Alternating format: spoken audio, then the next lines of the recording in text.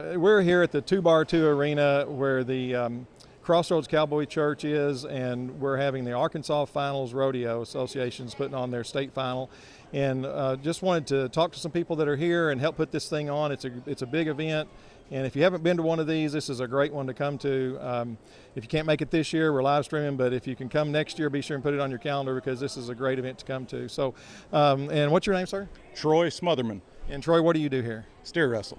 Okay, so you're steer wrestling. You're also kind of over that, right? Yep, I'm the steer wrestling director for the Arkansas Rodeo Association. Okay, and so what does it involve being a director? What does that mean? Well, we get to plan this rodeo on our membership, and any of the complaints, anybody that's got a problem, it gives them an avenue to come through to have their problems heard and get some results for anything that might be going wrong.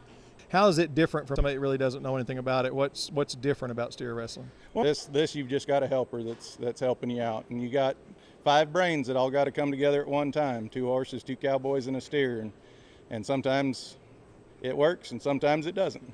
But is the timing the most difficult part of it? Is that the hardest thing to do, to get down? Well, timing and muscle memory is a lot of it. Knowing when to get down, knowing when to leave the corner. I mean, there's quite a bit to it, more than just, as most people would like to say, falling off a perfectly good horse. So now, what do these steers weigh generally?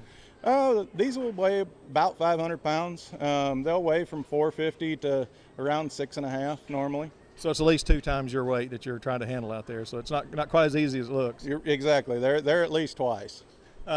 So as far as just rodeo in general, for the uninitiated, people who haven't ever been to a rodeo, what would you say would be the reason that they ought to look at it and maybe even get involved in it? Give us some of the reasons why you think rodeo is such a good thing for the culture to get involved in. Man, this is a big family event, not just spectator-wise, but the contestants-wise.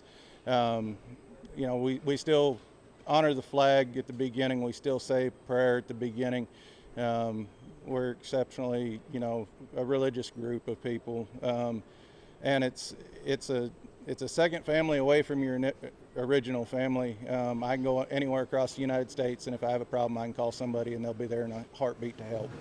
Yeah, I've noticed it seems like everybody in this that I've met, at least, is just very helpful. And I heard somebody the other day, we were saying we were moving some stuff, and I was kind of in their way. So, I'm sorry. And everybody goes, no, man, we're all just in here this thing together. It just seems to be the prevailing attitude is this is something we do together.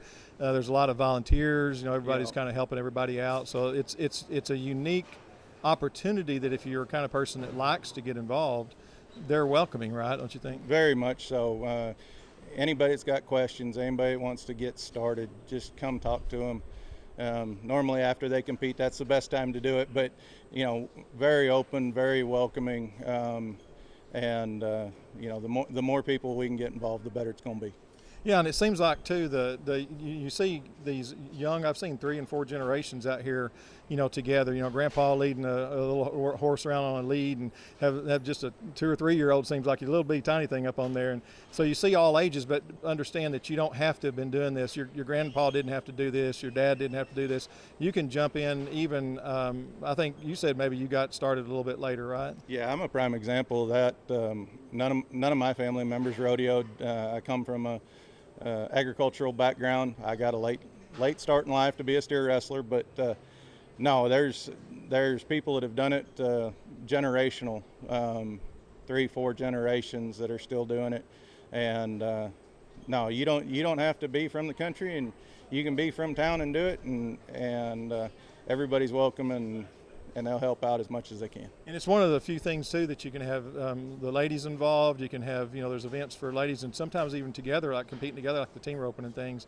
So talk a little bit about that aspect of it too. Right now, one of the hottest things going in rodeo is the ladies breakaway roping. Similar to the calf roping, but they don't have to get off and tie their calves. Their rope will pop off their saddle horn. That is the fastest growing event in rodeo right now. And then you've got